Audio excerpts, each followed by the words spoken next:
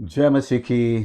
प्रिय विश्वासी भाई एवं बहन, हम प्रभु का दिल से धन्यवाद करते हैं जो प्रतिदिन हमें जय के उत्सव में लिए चलता है और हमारे जीवन को हर प्रकार की परिस्थितियों बाधाओं से निकालते हुए अपनी विश्वास योग्यता को, अपने प्रेम को न सिर्फ उतना बनाए रखता है बल्कि और भी बढ़ाता है।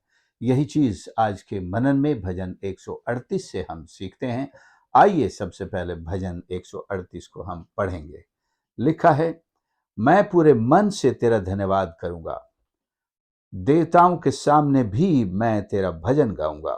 मैं तेरे पवित्र मंदिर की ओर दंडवत करूंगा और तेरी करुणा और सच्चाई के कारण तेरे नाम का धन्यवाद करूंगा, क्योंकि तूने अपने वचन को अपने बड़े नाम से अधिक महत्व दिया है। जिस दिन मैंने पुकारा उसी दिन तूने मेरी सुन ली और मुझ में बल देकर हियाव बंधाया। हे यहोवा, पृथ्वी के सब राजा तेरा धन्यवाद करेंगे, क्योंकि उन्होंने तेरे वचन सुने हैं। वे यहोवा की गति के विषय में गाएंगे, यहोवा, क्योंकि यहोवा की महिमा बड़ी है। यद्यपि यहोवा महान है तो भी वह नम्र मनुष्य की ओर दृष्टि करता है, परंतु अहंकारी को दूर ही से पहचानता है। चाहे मैं संकट के बीच में रहूं तो भी तू मुझे जिलाएगा। तू मेरे क्रोधित शत्रुओं के विरुद्ध हाथ बढ़ाएगा और अपने दाहिने हाथ से मेरा उद्धार करेगा। यहोवा मेरे लिए सब कुछ पूरा करेगा। हे यहोवा, तेरी करुणा सदा की है। तू अपने हाथों के कार्यों को त्याग ना दे। परमेश्वर का धन्यवाद करते हैं कि परमेश्वर ने यहां लिखा है, अपने नाम से भी अधिक महत्व अपने वचन को दिया है। परमेश्वर का नाम भी सर्वशक्तिमान है। उसके बराबर दुनिया में, स्वर्ग में कहीं पर भी कोई दूसरा नाम नहीं है। और वही नाम जो परमेश्वर का नाम है वो अपने आप में हस्ती है और उसके नाम से अंधकार और सारी दुनिया की शक्तियां, उस पृथ्वी के राजा हो, सब कांपते हैं। लेकिन परमेश्वर ने अपने नाम से ज्यादा महत्व अपने वचन को दिया है। तो उसने इस वचन को हमको दे करके, यह वही वचन जो देहधारी हुआ, ये वही वचन जो परमेश्वर के मुख से बोला गया है, दोनों तरह का, रेमा और लोगोस। अब यहां पर आप उसे लोगोस कहें, देहधारी वचन जो परमेश्वर का है, उसको अधिक महत्व दिया। तो जो उसके मुंह से निकला रेमा वचन है, उसको भी परमेश्वर गिरने नहीं देता है। जो भी वचन हो, परमेश्वर का वचन स्वर्ग में सबसे ऊंचे स्थान पर माना जाता है। जिस प्रकार एक राजा का कानून सबसे ऊपर माना जाता है, किसी देश का कानून ऊपर माना जाता है, हर एक को उसका पालन करना होता है। परमेश्वर का वचन, उसका नाम, उसकी सामर्थ और सब कुछ उसमें है। सो ये भजन हमें बताता है कि परमेश्वर भला है। परमेश्वर भला है। चाहे हम किसी भी प्रकार की परिस्थितियों से गुजरते हों, तूफानों से गुजर रहे हों और किसी भी संकट, दुख का हम सामना करें, गुजरें, परमेश्वर की भलाई कभी हमसे दूर नहीं होती। उसकी करुणा हमसे कभी दूर नहीं होती है। तो परमेश्वर हमारे लिए भला रहता है। और तीसरी चीज इसमें, परमेश्वर की विश्वास योग्यता कभी भी बंद नहीं होती, खत्म नहीं होती, बदलती नहीं है। परमेश्वर ने अगर आपसे प्यार किया है, वो आपके आखिरी सांस तक आपसे प्यार करता रहेगा। आप और मैं, चाहे हम उसके प्यार के काबिल ना रहें, उससे दूर चले जाएं, मुड़ जाएं, वफादार ना रहें, धोखा दें, लेकिन परमेश्वर कभी धोखा नहीं देता है। वो हमारे लिए वफादार बना ही रहता है। इसलिए वो मनुष्य नहीं है, क्योंकि वो परमेश्वर है, मनुष्य के समान बदलता नहीं है। तो परमेश्वर जो है, अपने वचन के जो उसने हमको दिया है, उसकी भी इज्जत करता है। हमने जो स्वीकार किया उसका वचन, परमेश्वर उसका भी सम्मान करता है। एक वचन आया, देवताओं के सामने भी मैं तेरा भजन गाऊंगा। ये कौन देवता है भाई? हम तो देवताओं को शायद कुछ नहीं समझते, देवताओं को हम मानते नहीं। दुनिया भर के देवता हैं, होंगे, सब हैं, लेकिन ये देवता आज दुनिया पर राज करते हैं। इन देवताओं ने दुनिया को अपने गिरफ्त में ले रखा है, और वो ये भी सोचते हैं कि हम भी उनके, इन दुनिया वालों के साथ मिलकर उनकी पूजा उपासना क्यों नहीं करते। अगर ये दुनिया के देवता हैं, अगर ये डीटीज हैं, तो भी परमेश्वर के लोग उनके सामने झुकते नहीं, बल्कि उन्हीं के सामने परमेश्वर को महिमा देते हैं। मुझे कितने बार ऐसे अवसर मिले कि मैं कुछ मंदिर में जाकर के बाइबल की बात बोलूं, कुछ ऐसा प्रोग्राम चलता है, तो उन्होंने एक दिन सर्वधर्म रखा, तो मंदिर के अंदर ही मुझे बुलाया और वहां से प्रचार करने के लिए मुझे निवेदन किया। तो मैं खुद मूर्ति के बाजू में खड़ा होकर, यहाँ काफी करीब 200-300 स्त्रियां थी उसमें, और कुछ स्कूल की बच्चियां थी, वो सब उनकी सुन रही थी, और जितने जेंट्स थे वो सब बाहर खड़े थे मंदिर से। मैंने वहां से परमेश्वर के वचन का प्रचार किया।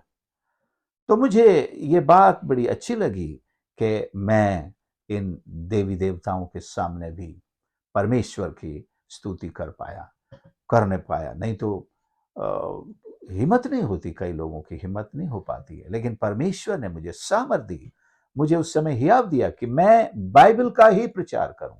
मैं किसी दूसरे धर्म का या उनका, क्योंकि एक्सपर्ट, उनके धर्म के एक्सपर्ट तो वहीं बैठे हुए हैं, मुझे क्या जरूरत है उसे छेड़ने की। मैंने अपने परमेश्वर की बात कही, और लोगों ने बहुत उस चीज को पसंद किया, और बाद में भी जो बाहर खड़े थे उन्होंने भी इस चीज को सराहा और कहा कि आपने बहुत अच्छी बात कही है।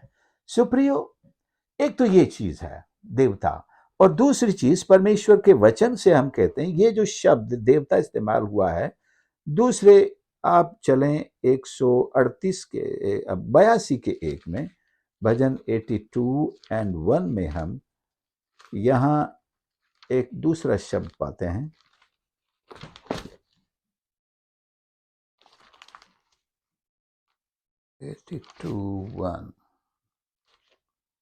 यस,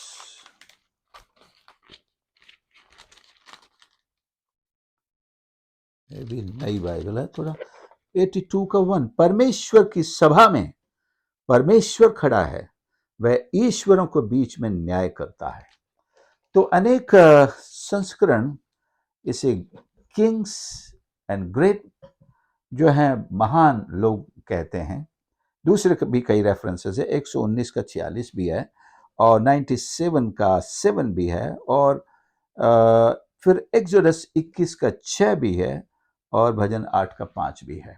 देवता शब्द भी हैं और महान लोग, राजकुमार और राजाओं के सामने भी मैं तेरा धन्यवाद करूंगा, मैं तेरी स्तुति करूंगा। आप होंगे राजा, राजा के सामने जो है हिम्मत नहीं होती बोलने की किसी, लेकिन राजाओं के सामने भी, राजकुमारों के सामने भी मैं तेरी स्तुति करूंगा। सो परमेश्वर, हम हमारी स्तुति का इंतजार कर रहे हैं। हम किससे डर के अपना मुंह बंद करके बैठे हुए हैं? अगर आज इस दुनिया से, यहाँ के ये मरणासन लोगों से, यानी कि मोर्टल पीपल जो आज हैं और कल नहीं होंगे, लेकिन सबको परमेश्वर के आसन, न्याय आसन के सामने खड़ा होना है, तब हम ये कहेंगे इन्होंने मुझे रोका था, वो भी हमारे बाजू में खड़े होंगे। तब तो इन्होंने मुझसे रोका था, इन्होंने मुझे डराया था, ये मुझे नाश कर देंगे, ये मार डालेंगे, इसलिए मैंने, प्रभु आप तो जानते हैं, मैंने अपनी जान बचाने के लिए, परिवार बचाने के लिए इनकी बात मान ली थी। ठीक है, अब इन्हीं के साथ जाओ। परमेश्वर भी कहेगा अदालत में, अब तुम इन्हीं के साथ जाओ, तुम और ये और शैतान जिसके लिए मैंने वो अग्नि की ज्वाला तैयार की है, सब वहां चले जाओ। मनुष्य से डरना फंदा बन जाता है, ट्रैप बन जाता है, एक बंधन बन जाता है। मनुष्य से डरेंगे तो फिर आप सत्यानाश के गड्ढे में ही जाएंगे। इसलिए परमेश्वर से डरना है। मनुष्य हमारा कुछ नहीं बिगाड़ सकता, बाइबल कहती है।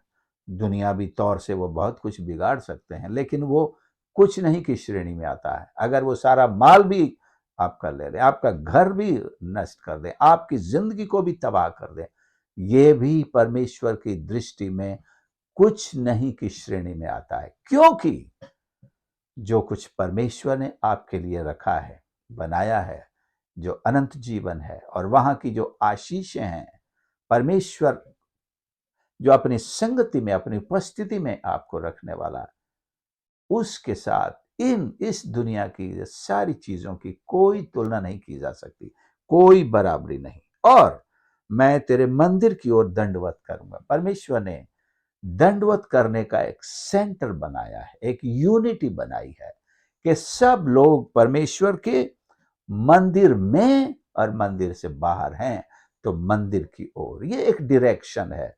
परमेश्वर को हम किस तरह परमेश्वर की तरफ मुंह करके खड़े होते हैं, उसके मंदिर की तरफ जब हम मुंह करते हैं। तो आज परमेश्वर का मंदिर स्वर्ग में है। वो जो राजा शायद यहाँ क्योंकि ये राजा दाऊद लिख रहा है, तो अब तक तो मंदिर बना भी नहीं था।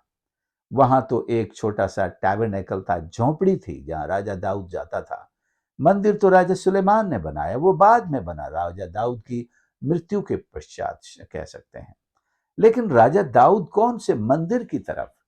वो मंदिर जो स्वर्ग में सनातन काल के लिए स्थापित है, वो मंदिर जिसका नक्शा, ओरिजिनल मंदिर दिखाया था मूसा को परमेश्वर ने, मैं तेरे में। और आज आप और मैं भी उसी मंदिर की तरफ मुंह करके, क्योंकि दुनिया में जितने भी मंदिर बनाए गए हैं सब मिटाए गए हैं। हर देश में आज मंदिरों को मिटाया जा रहा है। इंसान शैतान के कब्जे में इतना ज्यादा है, केवल मसीहत की बात नहीं है, हर धर्म के आस्था केंद्रों पर अटैक हो रहे हैं। और हम यहां तक भी कहेंगे पॉलिटिक्स में भी बैठे हुए लोग इन बातों को नजरअंदाज करते हैं और बल्कि परमिशन देते हैं, हटा दो, ये हमारे तरक्की के रास्ते में आ रहा है, इस यहां से सड़क जाएगी, यहां से ट्रेन जाएगी, इसे हटा दो, यहां सरकारी दफ्तर बनेगा, यहां कार्यालय बनेगा, इस मंदिर को हटा दो, ढा दो इसे। परमेश्वर ने मंदिर को अपनी स्तुति का, अपनी प्रार्थना का, अपनी प्रशंसा की जगह बनाई। परमेश्वर ने मनुष्य को परमेश्वर के साथ मिलने के लिए पृथ्वी पर एक केंद्र दिया। यहां आकर के संगति करो, परमेश्वर को खोजो, प्रार्थना करो, अपने घुटने टेको। लेकिन मनुष्य आज उसी का दुश्मन है। मैं ये नहीं कह रहा हूं कि केवल क्रिश्चियनिटी के वर्शिप प्लेसेस ही अटैक के फोकस में हैं, बल्कि हर धर्म के केंद्र, हिंदुस्तान हो या दुनिया का कोई भी देश हो, प्रार्थना के केंद्र सब शैतान के अटैक के निशाने पर हैं। और असली दुश्मन मनुष्य नहीं है, यह तो मांस और लहू है। इसके द्वारा ऑपरेट करने वाला शैतान है, जो उनको उभारता है, सिखाता है ऐसा करो। वो अपने ही आराधना स्थलों को भी नहीं छोड़ते, उनको भी तोड़ देते हैं। तो ये कोई मनुष्य तो नहीं हो सकता, ये तो शैतान और उसके डीमंस हैं, जो लोगों के माध्यम से परमेश्वर के पृथ्वी पर उसकी स्तुति आराधना को समाप्त करना चाहते हैं। तेरे मंदिर की ओर दंडवत करूंगा और तेरी करुणा और सच्चाई के कारण तेरे नाम का धन्यवाद करूंगा। दुनिया में कितने भी तूफान हमारी जिंदगी में आए, प्रियो, परमेश्वर का धन्यवाद करना कभी नहीं रुकने पाए। राजा दाऊद ने कभी नहीं रोका, प्रभु यीशु ने कभी नहीं रोका। जिस रात वो पकड़वाया गया, उस रात भी उसने घोर प्रार्थना की, परमेश्वर उसको धन्यवाद दिया, धन्यवाद दिया। वो इसी घड़ी के लिए भेजे गए थे और धन्यवाद दिया कि वो घड़ी आ पहुंची, और अपने चेलों की फिक्र करते हुए परमेश्वर के सम्मुख बने रहे। प्रियो, धन्यवाद किसी भी सूरत में हमसे छूटने न पाए। धन्यवाद यीशु, धन्यवाद यीशु। आप प्रभु के कामों को गिनाएं, धन्यवाद करें। काम न गिना पाए तब भी धन्यवाद करें। आप सांस लें, धन्यवाद करें। सांस छोड़ें, धन्यवाद करें। आप सोने जाएं, धन्यवाद करें। उठते ही ईश्वर का धन्यवाद करें। आप बैठकर ईश्वर के कामों पर विचार करें, एक एक के उपकार के लिए आप धन्यवाद दें, धन्यवाद दें, धन्यवाद दें। परमेश्वर यही है। और एक बहुत बड़ी गवाही इसमें लिखी हुई है तीसरे पद में, जिस दिन मैंने पुकारा उसी दिन तूने मेरी सुन ली।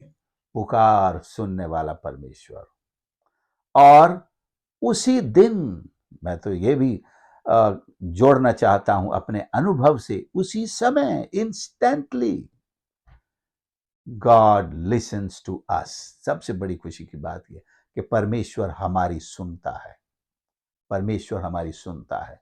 एक कहानी मैंने बहुत पुरानी सुनी थी कि एक कोई साधु महाराज जा रहे थे जंगल से, तो रास्ते में हिरन ने उनसे पूछा, आप कहाँ जा रहे हैं? तो साधु ने हिरन से कहा कि मैं ईश्वर से बात करने जा रहा हूँ, उनसे थोड़ा संगति करने। उन्होंने बोला, पूछ के आना ईश्वर से कि बारिश कब होगी। ठीक है, मैं पूछ लूंगा आपके लिए। साधु जी गए, अपना घूम फिर कर लौट रहे थे, जंगल से आ रहे थे। अरे, हिरन ने पूछा था कि आप ईश्वर से पूछना कि बारिश कब होगी। अब वो मिलेगा तो पूछेगा, क्या जवाब दूंगा? उसने कहा ठीक है, कह दूंगा। तो आया तो हिरन मिल गया सामने। उसने पूछा, क्या आपने पूछा कि बारिश कब होगी? बोला, हाँ मैंने पूछा। उन्होंने कहा 12 साल बाद होगी। हिरन ने एक छलांग लगाई ऊपर, बड़ी खुशी से नाचता हुआ चला गया, जा रहा था। उसने पूछा, भाई बारिश तो 12 साल बाद होगी, तुम खुश हो गए? उसने बोला, मुझे बारिश 12 साल होने पर खुशी नहीं, दुख नहीं, ईश्वर मुझे जानता है, उसने मेरे लिए जवाब भेजा, इस बात की खुशी है मुझे कि ईश्वर मुझे जानता है, उसने मुझे जवाब दिया। जिस पल आपने पुकारा उसने आपकी सुन ली। इसमें सबसे गहरा राज तो यह है कि ईश्वर आपको जानता है, ईश्वर का आपके साथ रिश्ता है। ईश्वर ने आपको अपना पुत्र और पुत्री बनाया है, अपने पुत्र के द्वारा स्वीकार किया है, सीने से लगाया। वो तो इंतजार ही करता है कि हम उसे पुकारें और वो हमारी सहायता करे, उत्तर दे। अधिक महत्व दिया है, और जिस दिन मैंने पुकारा उसने मेरी सुन ली, मुझ में बल देकर हियाव बंधाया। शायद मैं कमजोर हो गया था, लेकिन एक भली बात, भला काम मैंने किया कि मैंने अपनी कमजोरी में, अपनी परेशानी में, अपनी बीमारी में परमेश्वर को पुकारा। जब मैं चारों तरफ से संकट से घिर गया, सकेती से घिर गया, दुश्मनों से घिर गया, तूफानों से घिर गया, मैंने परमेश्वर को पुकारा और उसने मेरी सुन ली। जब मैं लाल सागर में डूबने वाला था, जब मैं फिरौन की सेना का शिकार होने वाला था, मैंने उसको पुकारा, उसने मेरी सुन ली। जब लोगों ने मुझे आग के भट्ठे में डाल ही दिया, मैंने उसको पुकारा, उसने मेरी सुन ली। शेरों की मांद में भी उसने मेरी सुन ली। दानियल कहता है, परमेश्वर ने अपने दूत को भेजकर शेरों का मुंह बंद कर दिया। आज भी परमेश्वर वही है, शेरों का मुंह बंद किए हुए। बहुत सारे शेर आपके ऊपर मुंह खोल के आपको निगल जाना चाहते हैं, निगल जाना चाहते हैं, लिटरली। लॉट ऑफ लायंस, ऐसे सिंह हैं जो आपको निगल जाना चाहते हैं, लेकिन परमेश्वर ने अपना वचन भेजकर, अपना दूत भेजकर उनके मुंह को ऐसा बंद कर रखा है, क्या मजाल की भी आपके खिलाफ एक शब्द भी बोल पाए। प्रभु की महिमा हो। और यहोवा पृथ्वी के सब राजा तेरा धन्यवाद करेंगे। यहां दोबारा आया 101 पद जो है, देवताओं के सामने और पृथ्वी के सब राजा, ये महान लोग हैं। देवता और राजा और राजकुमार, ये वो प्रतिष्ठित लोग हैं जो समाज में, देश में अपना रुतबा रखते हैं, अपना अपनी ताकत रखते हैं। इनके सामने एक आम आदमी की कोई हैसियत नहीं है। लेकिन आम आदमी जब ईश्वर की आराधना करता है ना, तो वो इनके सामने भी खड़े होने की हिम्मत रखता है, इनके सामने भी खड़ा हो जाता है ईश्वर को धन्यवाद देने। और ये अपने सिंहासनों पर चुपचाप बैठे रहते हैं। या तो इन्हें भी उनकी आवाज में आवाज मिलाकर ईश्वर को धन्यवाद देना होगा, या खामोशी के साथ ईश्वर की प्रशंसा को देखना होगा, उसकी तारीफ को देखना और सुनना होगा। वे यहोवा की गति के विषय में गाएंगे। उन्होंने तेरे वचन सुने हैं, तेरी गति के बारे में गाएंगे, क्योंकि यहोवा की महिमा बड़ी है। परमेश्वर की महिमा सच में बड़ी है। अभी तक हमने उसकी महिमा को पूरा देखा नहीं है। सारा आकाश मंडल उसकी महिमा करता है, गाता है। प्रियो, हम जब स्वर्ग में जाएंगे तब हमारी समझ में आएगा परमेश्वर की महिमा कितनी बड़ी है। जब भी कोई बड़ा चमत्कार हम देखते हैं, हम कहते हैं वाह, परमेश्वर की महिमा बहुत बड़ी है। जो प्रियो, परमेश्वर अपनी महिमा को हम पर प्रकट करता है। कितने बड़े सौभाग्य की बात है कि वो अपनी महिमा हमको दिखा रहा है। परमेश्वर का धन्यवाद हो। यद्यपि यहोवा महान है, तो भी वह नम्र मनुष्य की ओर दृष्टि करता है। वो किसे खोजता है, किसे ढूंढता है? नम्र को, दीन को। अहंकारी के बारे में क्या? अहंकारी को तो बहुत दूर से पहचानता है। ये आ गया अहंकारी, बड़ी बड़ी बातें बोलने वाला, समाज में घमंड फैलाने वाला, घमंड करने वाला। और जो घमंड करता है वो लोगों को तुच्छ भी जानता है, क्योंकि अपने आगे वो किसी को कुछ नहीं समझता है। वो दूसरे जो समझदार हैं और बुद्धिमान है, वो उसकी संगति से बचने की कोशिश करते हैं। अगर बैठना भी पड़े तो चुपचाप रहते हैं। दूसरे लोग सोचते हैं अरे ये भी तो बहुत पहुंचा हुआ आदमी है, इसके पास भी तो बहुत कुछ है घमंड करने के लिए, लेकिन इसके सामने ये बोल नहीं रहा है। वो इसलिए कि वो नम्र और दीन व्यक्ति है। वो इन चीजों पर घमंड नहीं करता। घमंड करना है तो अपनी दीनता पर करना है। घमंड करना इस बात पर कि हम परमेश्वर को जानते हैं, हमने उद्धार पाया है, हमने आत्मिक जीवन पाया है। घमंड करना तो अपने प्रभु की सामर्थ पर करना है, जो हमें सामर्थ देता है कि हम सब कुछ कर सकते हैं। हम दुनिया वालों की तरह घमंड बिल्कुल ना करें, बिल्कुल ना करें। और 7 पद में लिखा है, चाहे मैं संकट के बीच में रहूं तो अभी तू मुझे जिलाएगा। फाइनल, संकट के बीच में भी मेरी जिंदगी सुरक्षित है। अगर शैतान कुछ भी मुझे नुकसान पहुंचाएगा, तू मुझे जिलाएगा, तू मुझे जिलाएगा। क्या परमेश्वर ने आपको आज तक अनेक बार जिलाया नहीं है? आप अपनी गवाहियों को याद करें तो जरूर कहेंगे कि मुझ पर कितनी बार ऐसे संकट आए थे कि मैं आज जीवित ना होता। कितने लोग, ये एक प्रोग्राम आता है टीवी पर, कहते हैं शायद आज मैं जिंदा ना होता। मेरे ख्याल से अमेरिका में मैंने देखा है। तो ऐसे लोगों को वो ढूंढ कर लाते हैं जो वो बातें बताते हैं कि वो शायद आज जिंदा ना होते। कितनी बार संकट, मृत्यु हमारे दरवाजे पर खड़ी रही, रात के अंधेरे में हमारा इंतजार करती रही, या आपके ड्यूटी पर जाते में रास्ते में आपके इंतजार में खड़ी रही, या आपकी बीमारी में उसने ऐसा पंजा मारा कि आपको दुनिया से अब तो ले ही जाएगी, लेकिन परमेश्वर ने कहा खामोश, मेरे भक्त को छूना भी नहीं। और आपको भी और मुझको भी ये भरोसा ईश्वर में रहा कि वो मुझे जिलाएगा।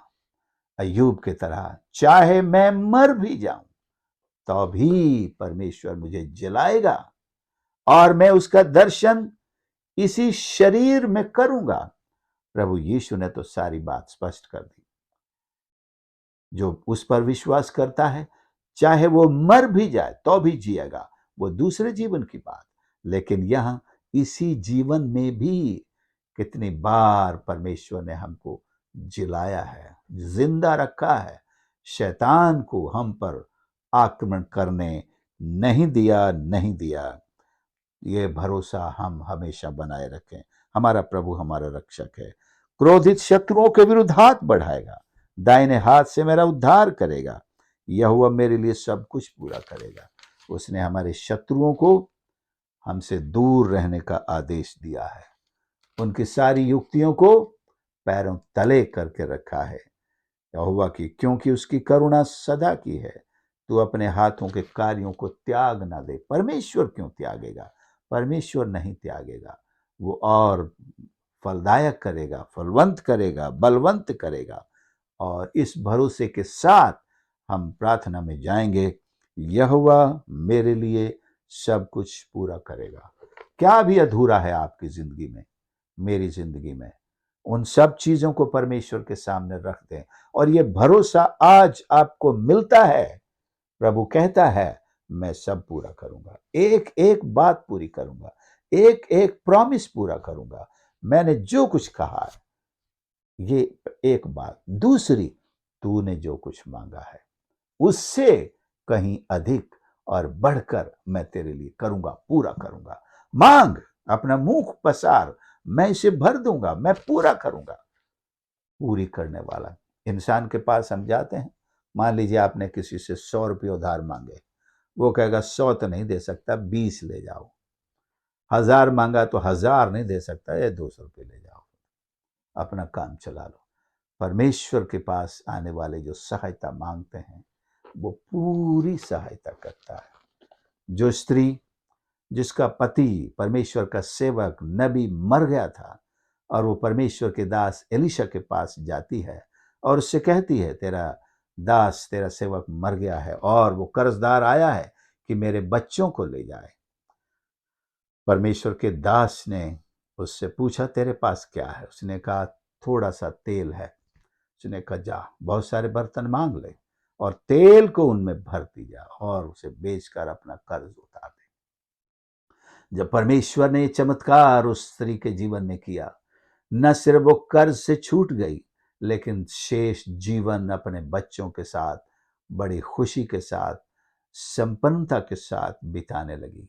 प्रियो, जब परमेश्वर हमें आशीष देता है, पूरी करता है और कर्ज से छुड़ाता है और हमारे लिए सब कुछ पूरा पूरा करता है, उसका धन्यवाद हो, परमेश्वर का धन्यवाद हो। वो अपने नाम को महत्व देता है, सब कुछ पूरा करता है। आइए हम प्रार्थना करें। प्यारे प्रभु, मेरे परमेश्वर, मैं धन्यवाद करता हूँ आपके इस पवित्र वचन के लिए, जो हमें हमारे विश्वास को, भरोसे को मजबूती प्रदान करता है कि आपके अलावा दूसरा कोई नहीं जो हमारी केयर करता है, हमारी चिंता करता है, हमें संभालता है और हमारे साथ रहता है। और परमेश्वर, आप अपने सारे वादों को हमारे जीवन में आज तक पूरे करते आए हैं। आज भी आप हमसे कहते हैं आप पूरा करेंगे।